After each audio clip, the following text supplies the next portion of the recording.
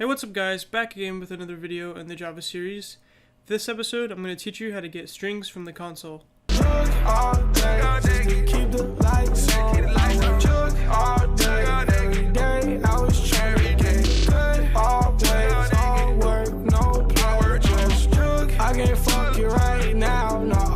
Okay guys, so I'm back. Let's go ahead and do this. We're going to be able to, well, last episode actually, we took single characters from the console, like input and stuff like that, by doing the .read method. And so this episode we can do the .readLine method, which will allow us to store full lines of text basically. And so yeah, let's jump right into it. And yeah, so if you remember correctly, last episode, the way we did this was with the BufferedReader object, which is the object that allows us to gather input from the console. So let's go and make one of these. So BufferedReader, and we'll call it BR. That's pretty standard. So BR equals new BufferedReader, of course, because we're declaring a new object. And then it takes some parameters. It needs a input stream reader parameter, or let's see, what does it need? So it needs a reader parameter, but input stream reader, I believe, is a subclass or something of the sort of reader, so we can use it just fine. So anyway, so let's go and make one of these in front. So input stream reader, boom. We'll call it IR equals new input stream reader. Okay, and this is going to take its own parameter, a input stream, and we'll just use the system.in input stream. Okay, awesome. And then we can put IR inside of here. Great. Okay, cool. Okay, so now we can actually do some stuff. So let's make a, we're going to make a string here to hold our message that we get from the input. So once we gather, letters and stuff like that from the input, we can store it into this string here. So we'll just call it string, stringy, whatever you want to call it. And now let's implement let's use our method. So let's just test it out. So we'll do stringy is equal to br.readLine, okay? So what this will do is, stringy. So what this will do, we're calling upon the method that reads a full line of input and then stores that line of input into stringy, okay? So that's what that is doing. But we also have an unhandled exception here, so we need to put our little try statement here. So try, and then catch, we'll catch that. What was it called? IO exception? Yep, okay, IO exception.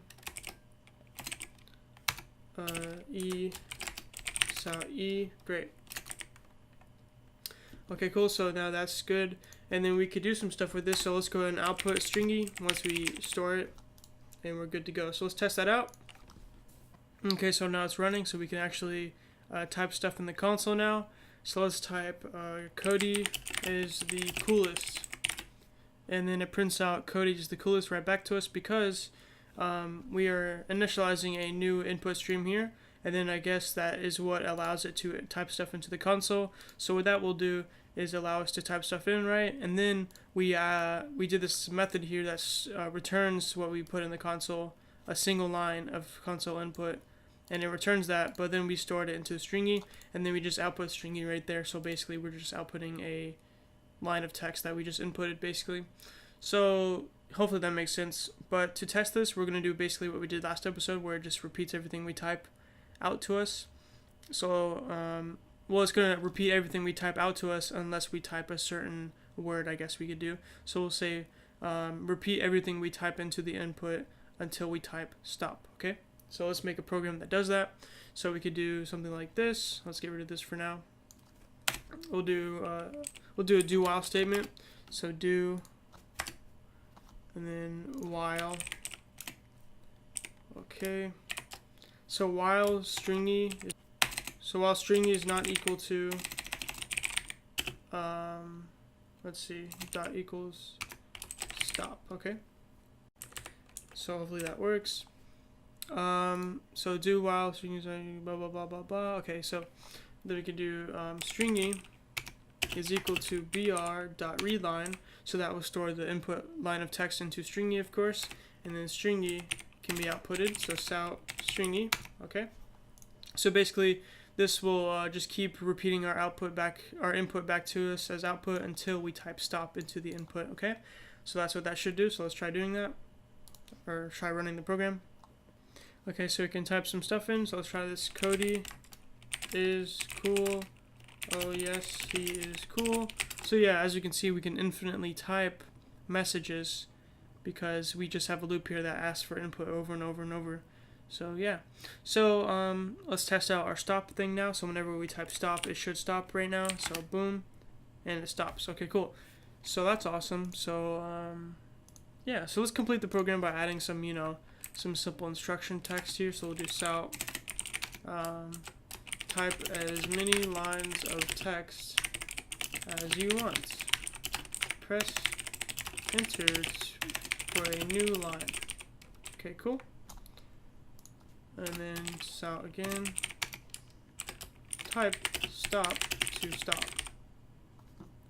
And then we'll say down here, we are done gathering input. Thanks for using the program. Okay, some simple instructions. So let's go ahead and run this one more time just to test it out, see how it is. Okay, so we got our instructions here, so we can type whatever until we type stop. Boom, so now we're done. Okay, cool. Then it gives us our stop message, and awesome. So yep, so that's how you do that. Really, it's really simple. We can now gather input, full lines of string input from the console and use it however we want to. And I know that's very simple, so I want to make another little quick program before we leave. This is just going to be like a simple like text editor program in which we can just like type stuff in, and it'll store it into an array, and then it'll repeat all of the stored text back out to us. It's very simple, but let's do it, okay? So what we want to do is, instead of having a string here that stores, you know, one string, let's have an array that stores all of the lines of text that we type in one little session, okay? So we'll say stringy as an array is equal to new string, and we'll say we can type up to 100 lines, so we'll say 100 right there. Okay, why is it redundant? Let's see. I'm not sure why it's redundant. Whatever. So that's how you do that. So we made a new array here. So now we could use this array. So we could do something like this. So let's just get rid of all this. We don't need this right now. So we'll say, let's just have a for loop here.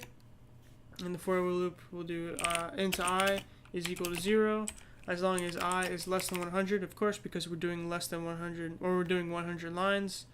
So it's going to cycle through all 100 of those lines, you know. So that's why we're doing that. I++. Oops. Okay. And then as it's cycling through each time, we want to store string I is equal to br.readline. There we go. So it's going to store that index that we're currently on. So let's say this loop runs for the second time. It's going to store the second line of input into the second line, or the second index of stringy. So it works perfectly fine. Okay, so let's see here.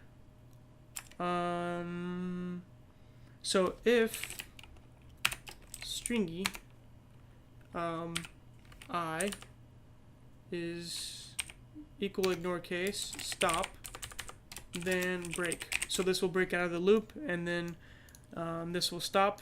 So basically this does what it did last time. So whenever we type stop, it'll just stop the program. Okay, so yeah, so let's try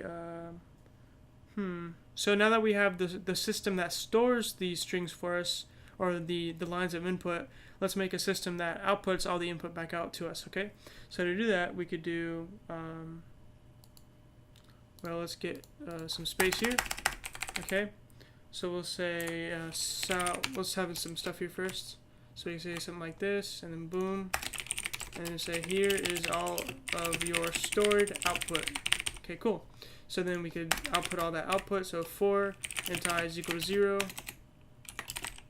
and then we can't use I because we already have an I, so we'll do b. So actually no, we can use I, but we just need to move. Let's cut this here and move it outside of here, because this curly bracket is within this for loop. We're not supposed to be in this for loop. Okay, my mistake. That's fine. So we need to stay inside the try block of code, but we need to stay out of the for block of code, basically. Okay. So let's have some space here, just so we can use that. So we'll use I because I is standard. So while I is less than, or let's see, less than 100, yes. Then I plus plus. So it's going to cycle through all 100 lines of input that we stored, and then it's going to repeat it out to us by doing if stringy I dot equals ignore case stop, then break. Well, hold on, I'll explain in a second. So yeah, we're gonna output every single line basically right here. So stringy I, okay. So basically, we're cycling through another loop that goes through every single 100 line of of the array basically, and it's gonna output stuff.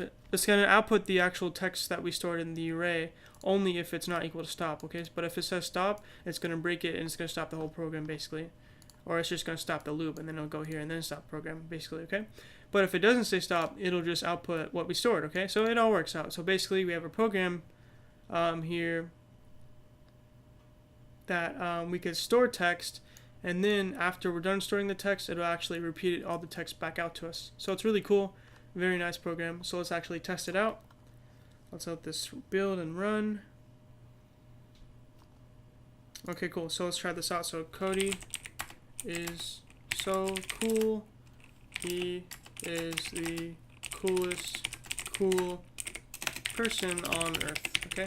Of course, we don't have to use single words. That's just faster. That's why I'm doing that. We can use whatever we want because, of course, we're storing strings, not characters. So characters can only be one letter. But anyway, so now that we're done, we could, of course, go up to 100, of course, if we want to. But I don't want to do that because it'll take forever. So now that we're done, we can actually type stop. So stop. And then it just repeats everything out to us. That's really cool, right?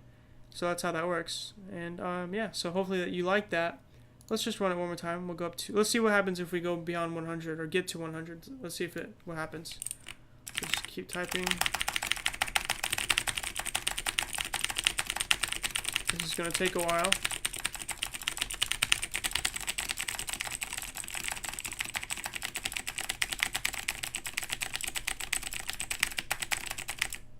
Okay, look, so it says, so as soon as we get to 100, it just repeated everything we typed, basically. That's what it did.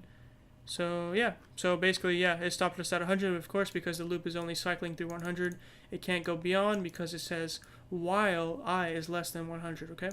So, that's how that works, and, yeah. So, anyway, I hope you enjoyed this episode. If you found it helpful, leave a like. If you have any questions at all, just leave a comment, and I'll help you.